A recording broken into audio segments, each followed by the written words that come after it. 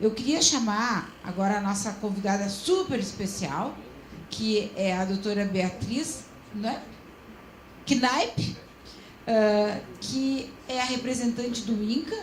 Ela vem, nós fizemos um convite ao doutor Luiz Santini, que então pediu para ser representado pela doutora Beatriz, que vai nos apresentar os dados que foram hoje mostrados, né, os dados de câncer de mama e de colo de útero. Obrigada, doutora Beatriz.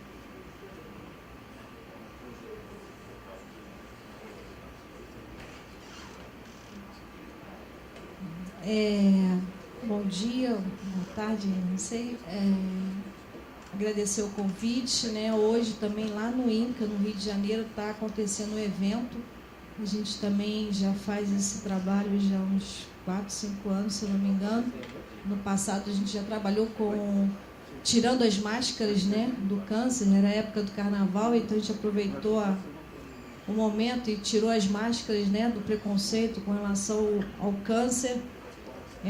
No ano anterior a gente trabalhou com campanha da UICC, que era Juntos é Possível, e a gente dizendo que é possível, juntos, né, a gente conseguir enfrentar esse agravo que acomete principalmente, né, as pessoas com envelhecimento, né, mas também acomete nossas crianças. Então é importante a gente ter condições de prevenir essa doença, que não é uma doença, né, são mais de 100 doenças, né? O câncer ele tem essa complexidade, precisa ser olhado com esse olhar mais amplo e mais aberto, porque não dá para reduzir a uma doença somente. Então, ele tem vários senões, várias questões que a gente precisa enfrentar.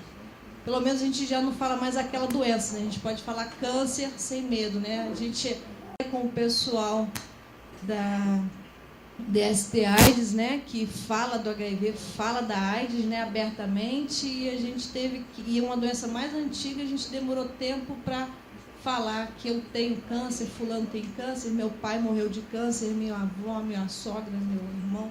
Então a gente precisa conhecer para poder enfrentar, né? Então eu trabalho na divisão de detecção precoce e apoio à organização de rede do Instituto Nacional de Câncer, que é da Secretaria de Atenção à Saúde, do Ministério da Saúde. Eu digo sempre que nós somos o braço do Ministério lá no Rio de Janeiro, né? A gente é um pedacinho. Então, vou falar rapidamente sobre alguns dados de câncer de colo de útero e mama. Na verdade, algumas apresentações já trouxeram isso. Eu não vou apresentar especificamente as estimativas de câncer, porque elas já foram apresentadas em novembro, e a gente só está trazendo para cá um pouco qual é essa situação que a gente está vivenciando hoje, especificamente do câncer do colo do útero e de câncer de mama no nosso país, no mundo e no nosso país. E aí eu vou aproveitar as duas palavras principais que colocaram aqui, que é informação e rede. Então, vou fazer esse link e aproveitar um pouco o gancho do que foi colocado. Então, esses são os dados mundiais, né? E tirando o câncer de pele, não melanoma, né, que é um câncer que não é invasivo, mas é de alta incidência, se a gente exclui ele das nossas análises, o câncer de mama é o câncer que mais incide em mulheres, sim, né? E ele tem uma distribuição tanto nos países que são desenvolvidos, né? Antigamente a gente aprendia a falar sobre países de primeiro mundo, né? Quanto nos países em desenvolvimento ou com renda menos e com renda mais baixa, mais modesta. E a gente espera, né, segundo os dados que foram lançados, como a Mayra já colocou, no ano passado, mas com dados de 2012, de estudos feitos em 2012, é esperado que ocorram 522 mil mortes por câncer de mama em todo o mundo, e é a quinta causa de câncer.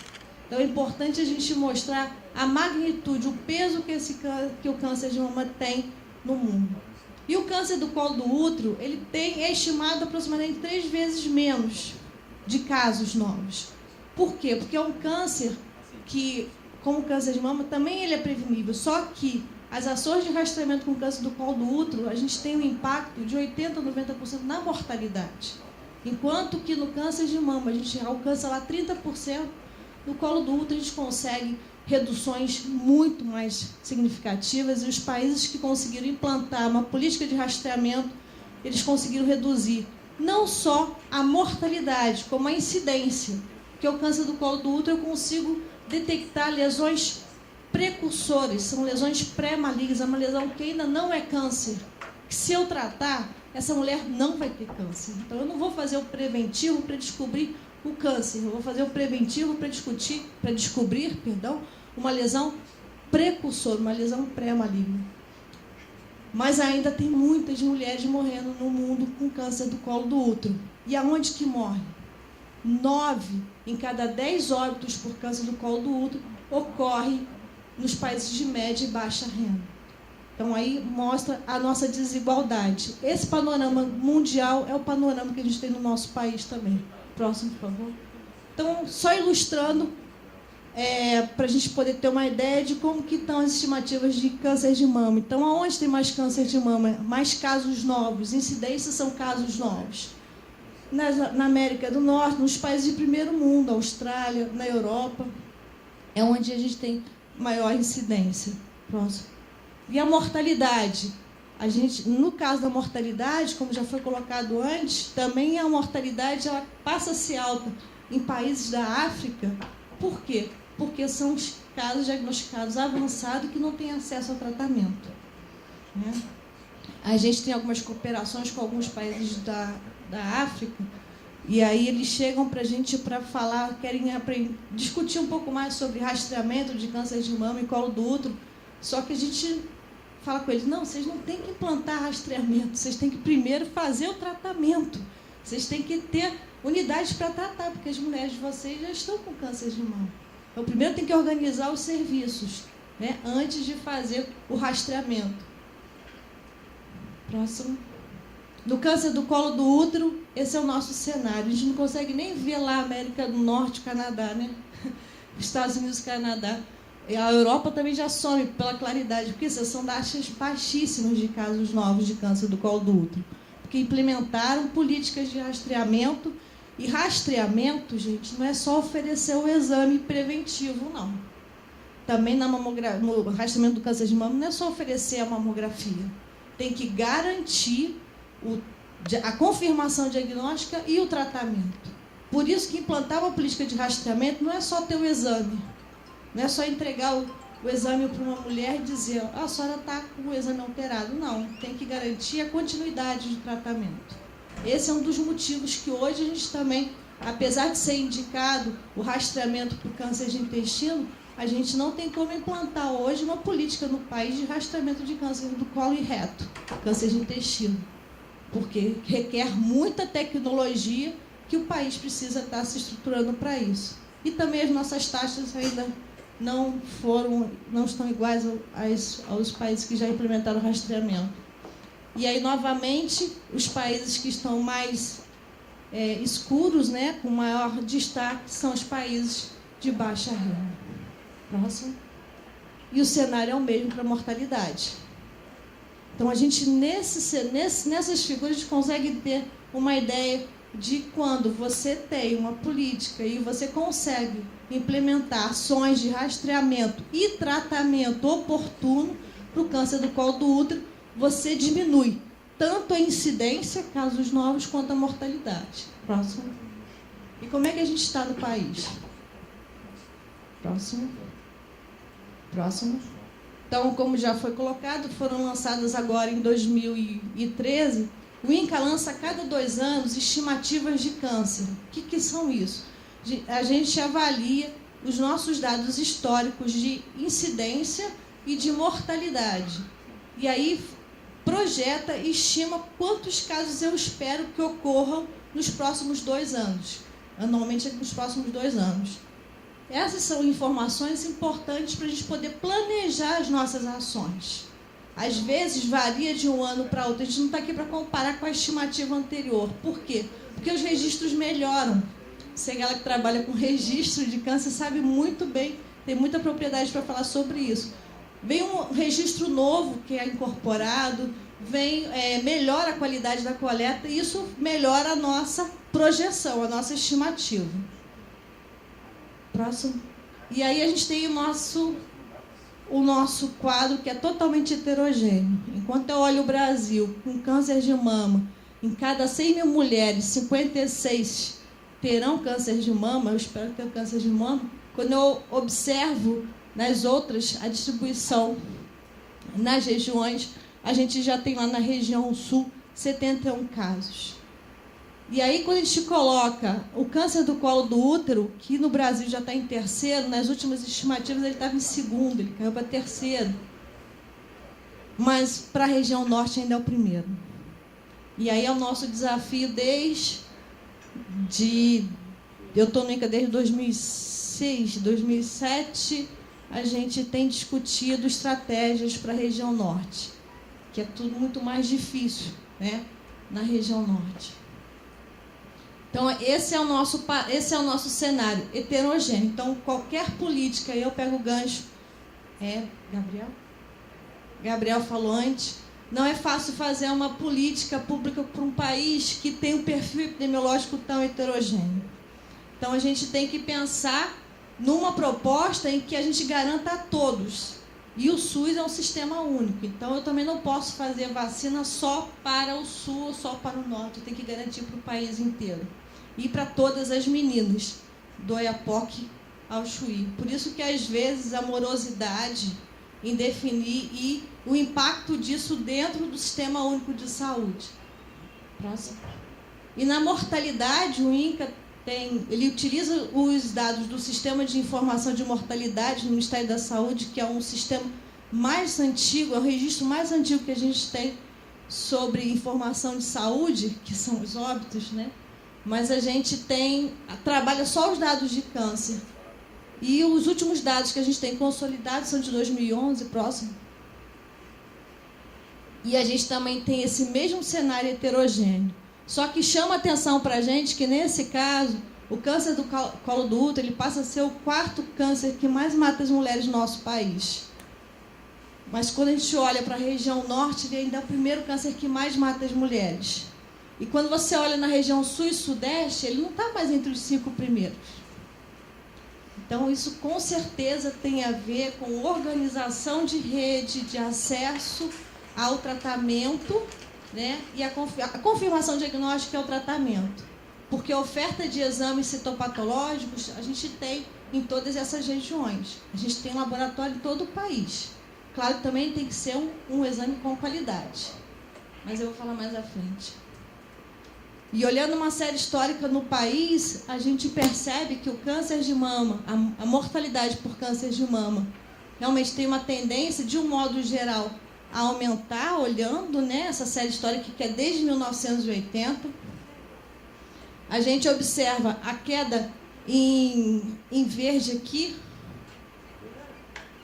Esse verde aqui é o estômago, né? E isso daí foram medidas de uma alimentação mais saudável, o advento da geladeira, a conservação dos alimentos. Quer dizer, não foi nenhuma estratégia de intervenção específica, mas foi uma melhoria das condições de vida, que interfere, né, nesse quadro. E a gente tem ali nas mulheres o câncer de pulmão aumentando, né, a mortalidade por câncer de pulmão entre as mulheres. E aí eu lembro aqui, só abrindo parênteses, uma vez eu estava numa escola fazendo trabalho com as mães, falando sobre saúde, e aí tinha me pedido para falar sobre câncer de mama. E aí eu falei que não tinha uma relação direta do cigarro com o câncer de mama. Aí a mãe na mesma hora falou assim, ai, que bom, então eu vou poder continuar fumando, porque eu não vai me causar câncer de mama. Eu falei assim, mas vai câncer de boca, de laringe, de colo do útero, e você tem todo o seu corpo inteiro para você ter câncer causado pelo cigarro, menos a mama, mas o restante você vai ter. Então, aí, como é importante a gente trabalhar o câncer como um agravo, que não é só uma doença, mas são várias doenças. Se a gente pensa o indivíduo um ser integral, né, que não é partido, né, peito e quadril, a gente tem que olhar essa mulher como um todo. Então, todos os fatores que levam a desenvolver qualquer agravo na sua vida. E aí, uma notícia boa é que esses dados também têm demonstrado que na última década, volta só o anterior, a gente começa a observar algumas que adesias muito poucas. E a gente quis olhar se isso realmente é significativo ou não. Próximo. E aí, olhando só os últimos 10 anos, a gente tem observado uma variação, uma diminuição significativa em alguns cânceres. Alguns ainda estão aumentando. O que está para cá é porque está diminuindo, o que está para cá é que está aumentando. Ou seja, alguns cânceres a gente tem observado realmente uma queda percentual anual nos últimos 10 anos. No caso, o câncer de estômago, diminuindo 2 pontos percentuais a cada ano, e aí por diante. Mas a gente também observa que isso não é igual no nosso país. Região norte ainda tem a maioria dos cânceres tendo uma tendência de aumento ainda. E as regiões sul e sudeste, a gente já consegue observar resultados significativos de redução da mortalidade por câncer nas mulheres. Então, é preciso investir na prevenção desses cânceres, porque a gente consegue diminuir essas taxas também da mortalidade. Próximo. E aí também com relação à incidência, casos novos, aqui não são dados estimados, não, são os dados reais dos registros de base populacional. Está lá Jaú, a área lá do Segalo, né, mostrando que os casos novos têm diminuído por câncer do colo do útero nesses registros. Tá? Então é importante a gente observar que com ações efetivas é possível a gente começar a observar uma diminuição de casos. E aí você vai ver que João Pessoa, um dos poucos representantes da região Nordeste, ali ainda tem um aumento. Está com uma tendência de aumento ainda. Próximo. E aí é o nosso desafio, né? Quando a gente olha o câncer do colo do útero no nosso país, a gente vê que a mulher que reside na região norte do país tem o risco 3 vezes maior de morrer por câncer do colo do útero do que a mulher que reside na região sudeste do país. Próximo. Então, a gente tem hoje, em cada 100 mil mulheres da região norte, 10 morrem por câncer do colo do útero. E na região sudeste, 3 mulheres morrem. Então, a gente tem que lidar com essa desigualdade na hora de botar uma política na rua. Próximo.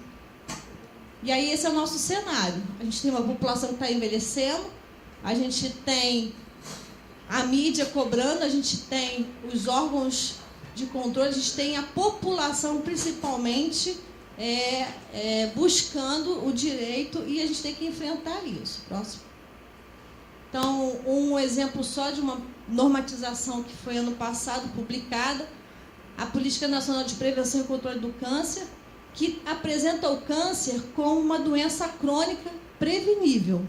Um dos princípios dessa política é isso.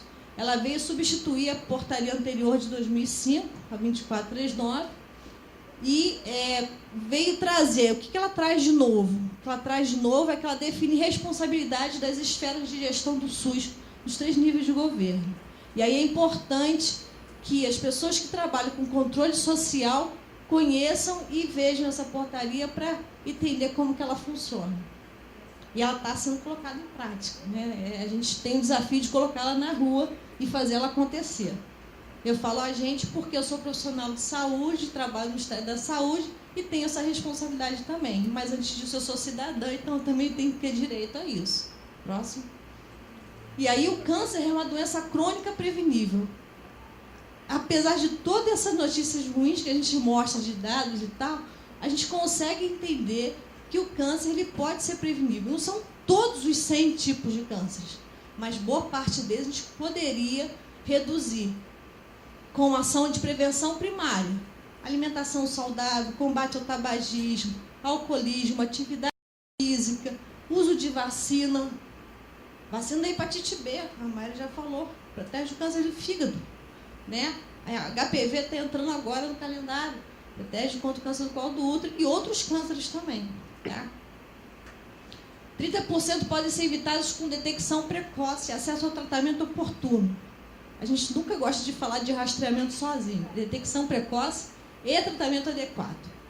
né? É importante ter isso. A gente consegue prevenir 30% dessas mortes também. E outros cânceres a gente também consegue, ele pode ser curado com um tratamento também no momento adequado, no tempo adequado e com qualidade. Próximo. Essas são as nossas orientações de diretrizes para o rastreamento do câncer do colo do útero. Elas estão em revisão, mas a gente já discutiu a parte de rastreamento e foi ratificado, mantido a população-alvo, o método e a periodicidade. Lembrando, mulheres, vocês não precisam fazer exame de Papa Nicolau anualmente, tá? O exame é a cada 3 anos.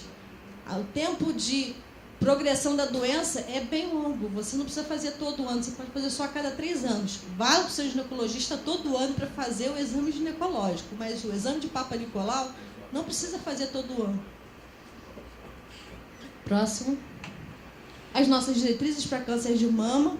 Segundo as evidências internacionais, o Ministério da Saúde orienta que a mamografia de rastreamento é a partir dos 50 anos até os 69 anos, que é a faixa etária que a mulher tem mais benefícios do que malefícios com relação ao rastreamento. Também estamos discutindo, revendo essas diretrizes. A princípio deve manter essa faixa etária ou talvez ampliar. A gente ainda não tem os resultados finais. Esse ano deve ser divulgada essa nova diretriz. Deve passar por consulta pública, como todas as diretrizes que a gente publica, tanto de colo de útero quanto de mama. Próximo. Eu vou passar rapidamente, são dados do PNAD, como é que está a oferta do citopatológico no país. Isso é dado informado, ou seja, eu pergunto para a mulher, a senhora fez seu preventivo nos últimos 3 anos? Se a mulher entende claramente o que é o preventivo, ela vai dizer que sim, mas se ela confunde o preventivo, o fato de ter ido no ginecologista, isso pode, né, ter um erro de concepção da mulher ao responder isso. Mas, de qualquer modo, a gente já tem uma ideia de que aproximadamente 20% das nossas mulheres na faixa etária do programa, ou elas nunca fizeram o exame, ou fizeram, ou estão há muito tempo sem fazer. Então, e são esses 20% que vão cair aqui no Pérola Baiton, que vão parar lá em Jaú, porque são essas as mulheres que estão apresentando câncer do colo do útero. São as mulheres que não fizeram ou que estão fazendo o exame de forma irregular. Tá?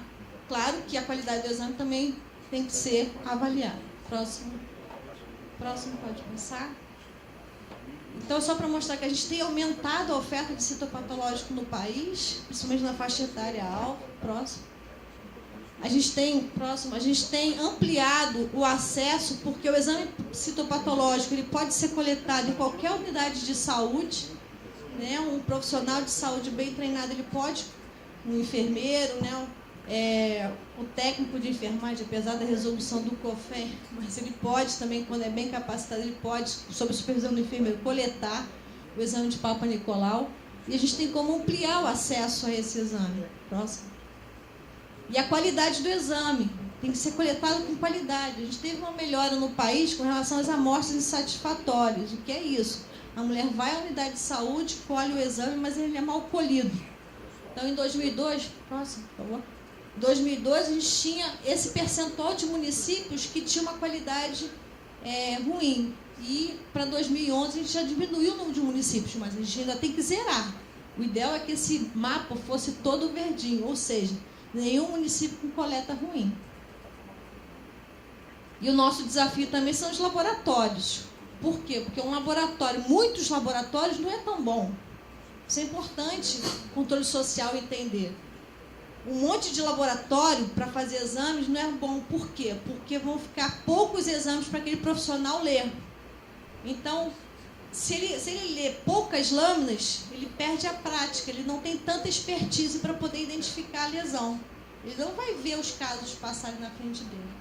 Então, é importante que tenham laboratórios maiores para que esses profissionais possam ler bastante lâminas e tenham mais práticas e para dar um melhor diagnóstico. Né? Não é com a prática que a gente vai, não é com o exercício que a gente vai ganhando destreza, né, para fazer as coisas. Então, é mais ou menos essa lógica que a gente utiliza também para a qualidade do citopatológico. E com relação a isso, o Ministério lançou em 2012, o INCA fez o Manual de Gestão da Qualidade Citopatológica para laboratórios, e em ano passado saiu a Portaria 1504, que também orienta sobre a qualidade dos laboratórios. Então, com normas, né, mais normas, mas são importantes, para orientar os gestores a contratualizar. Ou seja, não é eu contratar o laboratório porque é do meu cunhado, ou porque é primo do prefeito, ou porque é da primeira-dama, entendeu? Mas contratar o laboratório que tem qualidade. Não estou falando novidade para vocês sobre isso, né? E a boa notícia é que também a gente tem detectado mais lesão precursora do que câncer. Então, significa que a gente está fazendo o exame na população corretamente e está conseguindo identificar mais lesões. O que eu tenho que garantir? Que essas mulheres que estão sendo diagnosticadas com lesões precursoras sejam tratadas.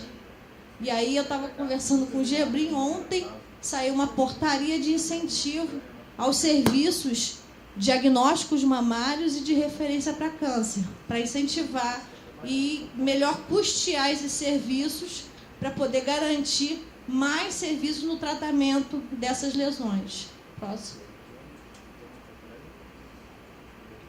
E com relação ao câncer de mama, a gente tem, segundo esses dados dessa pesquisa que foi feita em 2008, 54% das mulheres se informaram que fizeram mamografia nos últimos 2 anos. Né? E a gente tinha 30%, quase 30%, né? 29% das mulheres que informaram nunca terem feito mamografia nos últimos 2 anos. E na população-alvo, tá? Não é qualquer população, não. População-alvo, 50 a 69 anos. Próximo. E aí é o nosso desafio que a gente tem, que é a mamografia de rastreamento e mamografia diagnóstica. A mamografia diagnóstica é aquela que a mulher, ela já tem algum nódulo, ela já sentiu alguma coisa. Eu estava no banho, me esfreguei, senti uma coisa diferente, procurei o médico, aí o médico vai pedir o quê? Uma mamografia para diagnosticar, então mamografia diagnóstica. E a gente tem observado uma redução da oferta de mamografia diagnóstica. A gente acha que está tendo equívoco na hora de solicitar, o médico está pedindo mamografia de rastreamento em vez de dizer que é diagnóstico, mas enfim, são dados que a gente precisa olhar para ver o que está acontecendo no país. E aí um outro dado que chama a atenção da gente é que qual a diferença da mamografia da mulher que vai fazer uma mamografia de rastreamento e da mulher que vai fazer uma mamografia diagnóstica? A mulher que vai fazer uma mamografia de rastreamento, ela não tem nada. Ela não está sentindo nada, ela está ótima, mas como ela tem 65 anos, ela tem que fazer o exame a cada 2 anos, mas ela está ótima. Eu saí lá da minha hidroginástica e fui lá fazer o exame. Mamografia diagnóstica, a mulher já tem uma suspeita. Ela tem que ter uma prioridade para fazer esse exame. E tem que sair mais rápido, porque ela já está com uma suspeita. Ela já sentiu o nódulo, ela já está com alguma alteração. E quando a gente observa que o tempo que leva para sair o diagnóstico de uma mamografia de rastreamento é o mesmo da mamografia diagnóstica. Né? 64% sai em 30 dias e 64% sai em 30 dias, é o mesmo tempo. Então a gente precisa ficar de olho nisso na organização da rede, no atendimento. E o nosso desafio, que a gente tem dados aqui do registro hospitalar de câncer, num período de até 2008, são dados passados, 75% das mulheres estão conseguindo tratamento em até 3 meses. Ou seja, 25% estavam com tratamento acima de 3 meses. Mais de 90 dias. Ali agora diz 60 dias. Então a gente tem que também monitorar e acompanhar. Esse tem sido o nosso desafio também para dar conta dessa nova lei. Acho que esse é o último.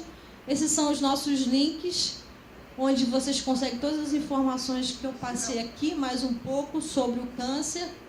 A gente tenta botar numa linguagem bem acessível, mas também qualquer orientação ou questão que vocês queiram sugerir para melhorar. E a gente tem feito um trabalho também com o movimento de mulheres. Já fizemos 4 encontros, exatamente para municiar o controle social quanto às informações, porque com informação e com a formação correta a gente consegue pensar no melhor atendimento para as mulheres. Então, é importante, essas informações ficam todas disponíveis no site do INPE. Tá? E só para informar que a vacina vai estar disponível a partir do dia 10 de março nas escolas e também nas unidades de saúde. Tá? Então, o Programa Nacional de Imunização, que completou 40 anos ano passado, ele está empenhado em garantir que a vacina chegue e, principalmente, que atinja a cobertura. Esse vai ser o nosso desafio, que atinja a cobertura. Uma estratégia até com população de rua, reunião com igrejas, e tem várias estratégias que estão sendo montadas para poder garantir essa cobertura. Obrigada.